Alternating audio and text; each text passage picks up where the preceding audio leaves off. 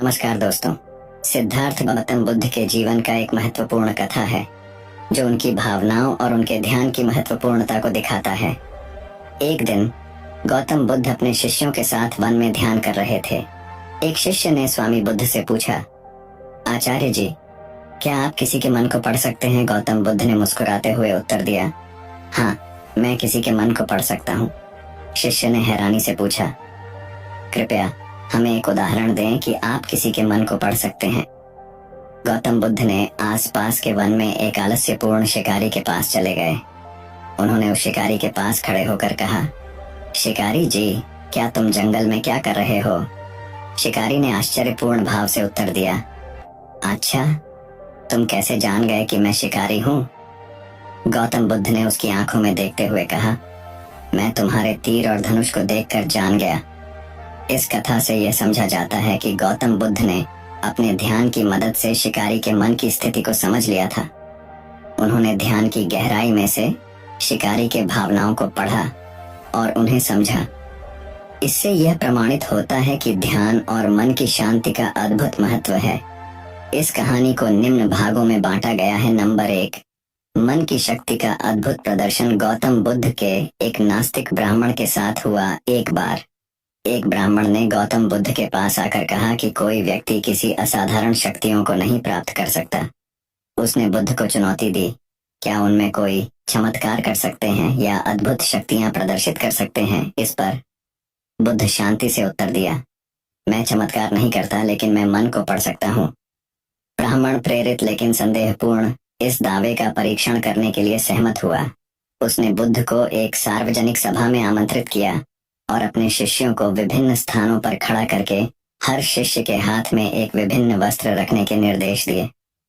सभा शुरू होते ही बुद्ध शिष्यों के बीच चलने लगे, हर एक के सामने थोड़ी देर के लिए रुककर।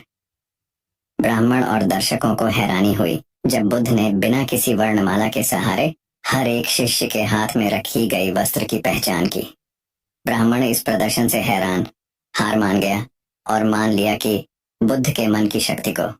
यह कहानी मन की शक्ति को बहुत ही सुंदरता से प्रकट करती है।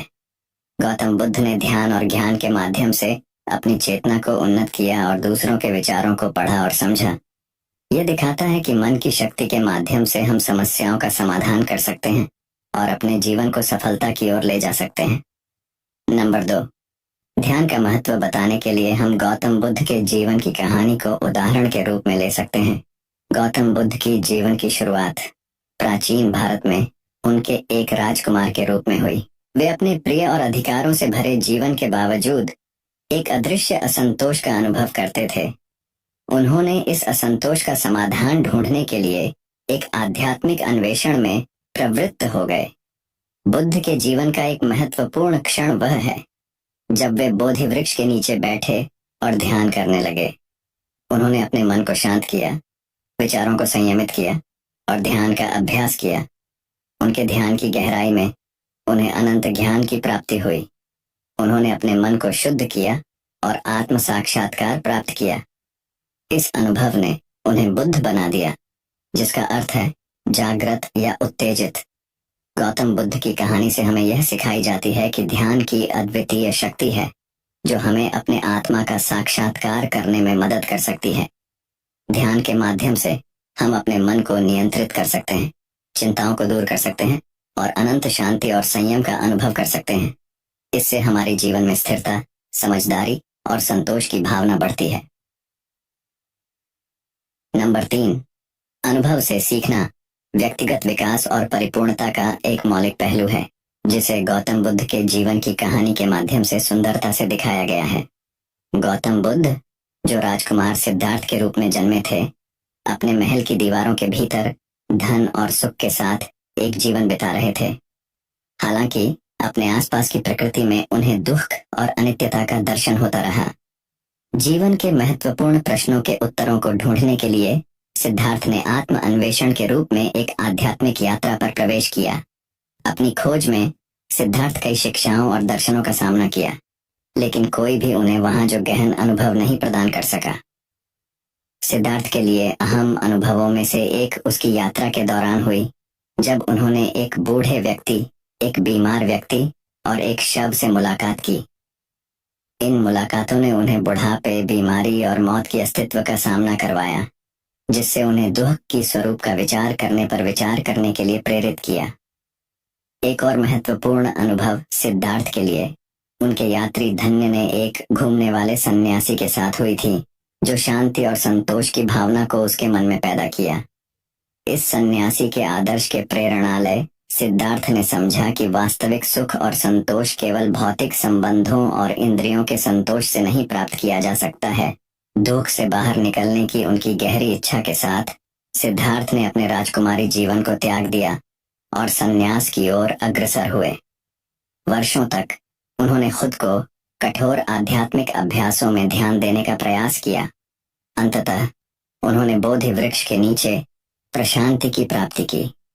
गहरे ध्यान और आत्म परीक्षण के माध्यम से उन्हें दुख के स्वरूप, दुख के कारण और मोक्ष के मार्ग के बारे में गहरी अनुभूति हुई। नंबर 4, सहानुभूति का महत्व समझाने के लिए हम उन्नति के बावजूद भी अन्यों के दुख और दुख को समझने और उनके साथ सहानुभूति करने की महत्वपूर्णता को समझ सकते हैं। सहानुभूति के लाभों को समझाने के लिए हम गौतम बुद्ध की जीवन कहानी का उदाहरण ले सकते हैं। बुद्ध, जो अपने राजकुमार सिद्धार्थ के रूप में जन्मे थे, उन्हें धर्म ग्रंथों और धार्मिक शिक्षाओं के साथ पालित किया गया था, लेकिन उन्हें अधिक सहानुभूति और दया की भावना की आवश्यकता का अनुभव होता है जब उन्हें बुद्धा बनने के बाद बाहर के दुख और संताप के दृश्यों का सामना करना पड़ता है। बुद्ध ने अपने धर्म ग्रंथों के अनुसार सम्मान और सहानुभूति की महत्वता को समझा और उन्होंने अपने शिष्यों को भी इसी मार्ग पर चलने की सिखाई। उन्होंने समाज के प्रत्येक व्यक्ति के दुख और दुख को समझा, उन्हें अपना दुख और उत्साह साझा करने की प्रेरणा दी और उन्हें संबल और सहायता प्रदान की। बुद्ध की जीवन कहानी से हमें यह सिखाई जाती है कि सहानुभूति का महत्व हमें दूसरों के दुख को समझने और उनके साथ संवेदनशीलता दिखाने में होता है। सहानुभूति हमें दूसरों के अनुभवों में सम्मिलित होने की क्षमता प्रदान करती है और हमें समर्थ बनाती है कि हम अपने समाज में सहयोग कर सकें और उन्हें आदर्श मानसिकता से संबोधित करें। नंबर 5, अपने विचारों को प्रबंधित करने का महत्व यह है कि हमारे विचार हमारे जीवन को प्रभावित करते हैं, हमारे निर्णयों को निर्धारित करते हैं और हमें हमारे लक्ष्यों की दिशा में ले जाते हैं। यह हमें सफलता की ओर या असफलता की ओर मोड़ सकते हैं। अगर हम अपने विचारों को सकारात्मक और उत्तेजित रखते हैं तो हम अपने जीवन को खुशहाल और संतुष्ट बना सकते हैं। सकारात्मक विचार हमें स्वास्थ्य, सफलता और संतुष्टि की दिशा में ले जाते हैं और हमें विभिन्न चुनौतियों का सामना करने की प्रेरणा प्रदान करते हैं। दूसरी ओर नकारात्मक विचार हमें निराशा, चिंता और असफलता की दिशा में ले जाते हैं। यह हमें अप्रसन्नता और असफलता की भावना में डाल सकते हैं और हमारी स्वास्थ्य, रिश्तों और कार्य क्षमता को प्रभावित कर सकते हैं। अपने विचारों को प्रबंधित करने का महत्व यह है कि हम अपने मन को नियंत्रित करके अपने लक्ष्यों की दिशा में ले जाते हैं। यह हमें समय, ऊर्जा और संसाधनों का सही उपयोग करने में मदद करता है और हमें उत्तेजित करता है कि हम अपने जीवन को सकारात्मक और उत्तेजित तरीके से जी सकते हैं। इसलिए अपने विचारों को प्रबंधित करना हमारे जीवन के लिए महत्वपूर्ण है, क्योंकि यह हमें सकारात्मक और सतत प्रेरणा प्रदान करता है, हमारी स्वास्थ्य और समृद्धि में मदद करता है और हमें अपने लक्ष्यों तक पहुंचने में मदद करता है। नंबर 6, स्वजागरूकता वह क्षमता है जिसमें व्यक्ति अपने विचारों, भावनाओं, व्यवहारों, सामर्थ्यों, कमजोरियों और प्रेरणाओं को पहचानने और समझने की क्षमता रखता है। इसमें आपके अपने अनुभवों को समझने का शामिल है और यह समझने में मदद करता है कि वे आपके क्रियाओं और दूसरों के साथ व्यवहार में कैसे प्रभावित होते हैं। स्वजागरूकता व्यक्तिगत विकास और भावनात्मक बुद्धिमत्ता का एक महत्वपूर्ण घटक है, क्योंकि यह व्यक्तियों को बेहतर निर्णय लेने, तनाव को प्रबंधित करने और स्वस्थ संबंध विकसित करने में मदद करता है। स्वजागरूकता आत्मचिंतन की शुरुआत से शुरू होती है या अपने विचारों, भावनाओं और व्यवहारों की जांच करने के लिए अंदर देखने से।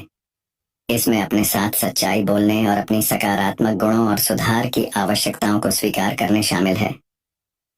स्वविचार के माध्यम से व्यक्तियों को अपने मूल्यों, विश्वासों और लक्ष्यों में अंतर्दृष्टि प्राप्त होती है और उनके कार्यों को अपनी आंतरिकता के साथ संरेखित करने में मदद मिलती है।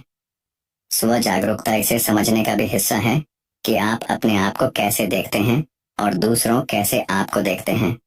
इसमें अपने सामर्थ्यों और कमजोरियों को समझने के साथ साथ आपके परिचितों के प्रति आपकी प्रभावित क्षमता शामिल है। नंबर 7, ध्यान के माध्यम से शांति का अनुभव एक परिवर्तनात्मक प्रक्रिया है जिसमें मन को शांत किया जाता है, जागरूकता को विकसित किया जाता है और आंतरिक शांति के साथ जुड़ा जाता है।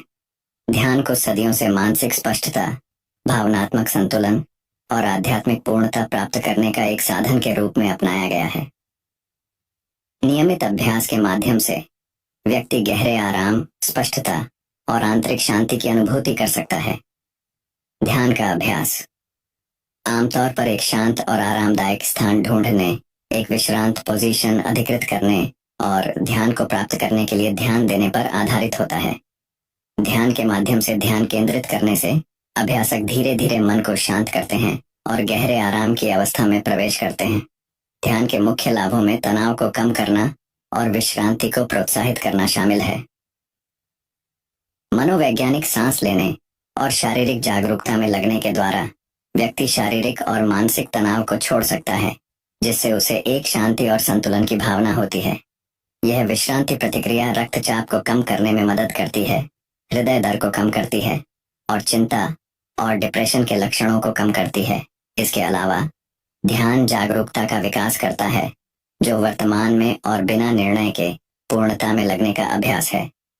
मन के विचारों, भावनाओं और अनुभवों को संलग्नता के साथ अवलोकन करके व्यक्ति मानसिक स्पष्टता और भावनात्मक सहनशीलता में वृद्धि करता है।